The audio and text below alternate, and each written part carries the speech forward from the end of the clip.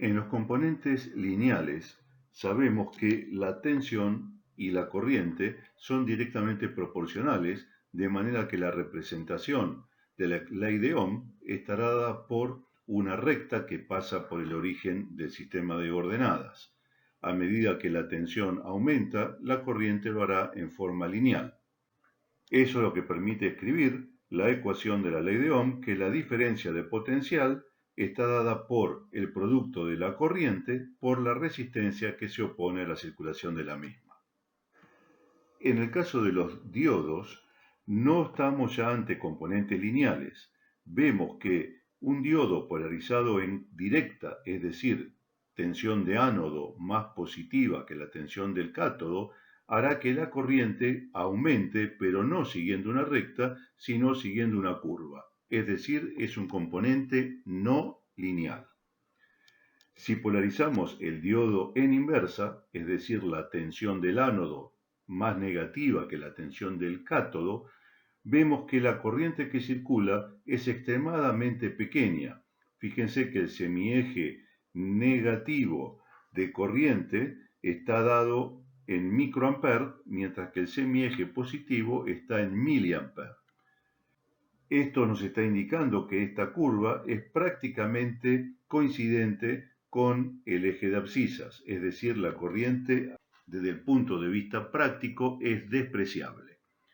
Esa débil corriente inversa se debe a los portadores minoritarios. Recordamos que los portadores minoritarios son las cargas negativas que están en la juntura del lado del semiconductor P y las cargas positivas que están en la juntura del lado del semiconductor N. Como estas cargas son muy pocas y cuando el diodo está polarizado en inversa, ellas quedan polarizadas en directa, es lo que motiva esa circulación de pequeña corriente que, repito, a fines prácticos es despreciable. Podemos ver nuevamente la simbología del diodo, el ánodo positivo, el cátodo negativo y una foto de un diodo rectificador convencional donde podemos ver con esta banda más clara indicado dónde se encuentra el cátodo del diodo. En esta foto vemos otro tipo de encapsulado en vidrio en lugar de plástico como en la foto anterior y también con esta línea negra se indica dónde está el cátodo del diodo. Otro tipo de diodo rectificador puede corresponder al montaje llamado montaje superficial, en el cual los terminales no necesitan pasar a través de orificios en la placa para soldarse, sino que se sueldan directamente del mismo lado en que está el componente. Y vemos también que el cátodo está indicado por estas líneas de color claro pintadas sobre el cuerpo del componente. En esta foto vemos distintos tipos de encapsulados.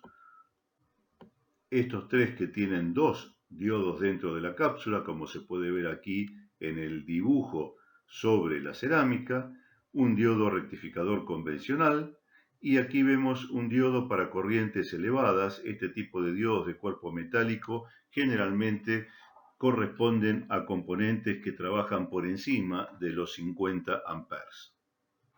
Veremos en pocas clases el funcionamiento de las fuentes lineales y de las fuentes conmutadas, donde se utilizan encapsulados particulares de diodos que dentro de cada uno de estos está ubicado 4 diodos, formando lo que se denominan puentes rectificadores.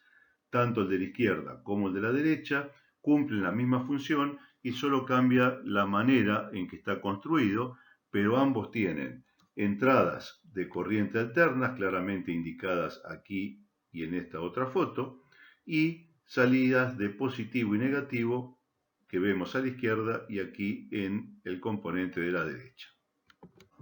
Otro tipo característico de diodo es el LED, sigla de diodo emisor de luz.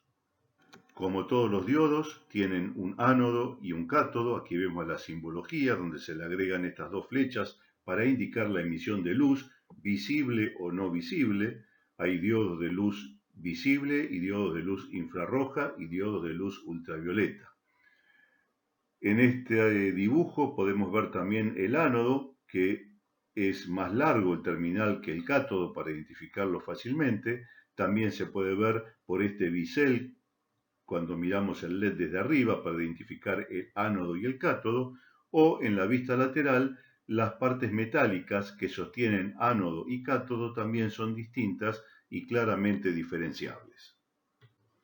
Los fotodiodos funcionan como un diodo que para que circule corriente necesitan recibir luz, visible o no visible según el tipo de fotodiodo que se trate. En el caso de los LED, cuando se polarizan en directa, se liberan electrones de la banda de valencia que por la forma constructiva que tienen la juntura no llegan a la banda de conducción y decaen nuevamente a la zona de valencia emitiendo fotones. Según los componentes con el que se hizo el dopado del semiconductor N y P, el LED va a emitir luz roja, luz verde, luz blanca o luz azul.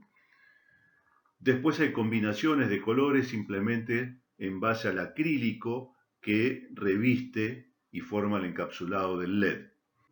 En los LED no visibles, la emisión será en frecuencias más bajas, como el caso del infrarrojo, o en frecuencias más altas, como el ultravioleta.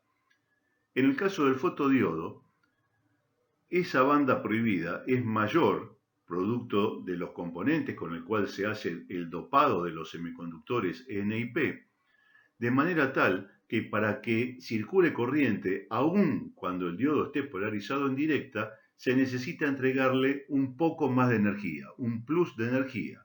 Esa energía viene en forma o llega en forma de luz a la juntura, por eso van a ver que los fotodiodos tienen una lente que permite el ingreso de energía lumínica, que es la que dará la energía extra que hace falta para que los electrones pasen de la banda de valencia a la de conducción y no decaigan nuevamente a la de valencia al quedar dentro de la banda o zona prohibida.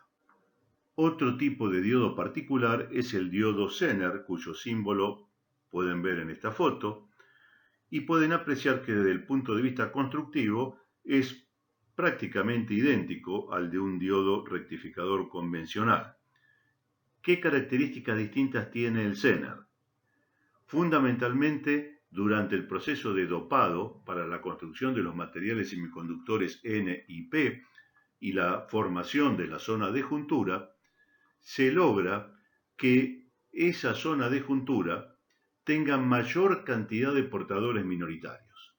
Vemos aquí un gráfico de un diodo Zener donde justamente esta, que es la zona de juntura, que se forma durante la fabricación del diodo Zener, va a tener mayor cantidad de portadores P, portadores positivos del lado del semiconductor N y portadores negativos del lado del semiconductor P.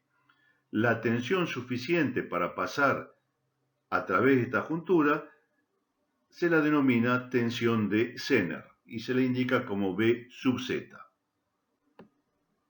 Fíjense que el diodo Zener está polarizado para que funcione justamente como diodo Zener en inversa, es decir, el lado positivo de la batería está del lado del semiconductor N y el lado negativo de la batería está del lado del semiconductor P. Si un diodo Zener se lo polariza en directa, funciona como un diodo rectificador convencional. El efecto Zener se produce durante la polarización inversa. Y esto se debe a las características particulares de la juntura de los diodos Zener, donde hay mayor cantidad de portadores minoritarios que en un diodo convencional. Recordamos la curva de funcionamiento de un diodo convencional. En directa, es decir, cuando la tensión de ánodo es mayor a la tensión de cátodo, tendremos que la corriente aumenta a medida que aumenta la tensión siguiendo una curva. Si polarizamos en inverso un diodo convencional, veremos que la corriente es prácticamente despreciable, es muy pequeña y se debe a la poca cantidad de portadores minoritarios que tiene un diodo convencional.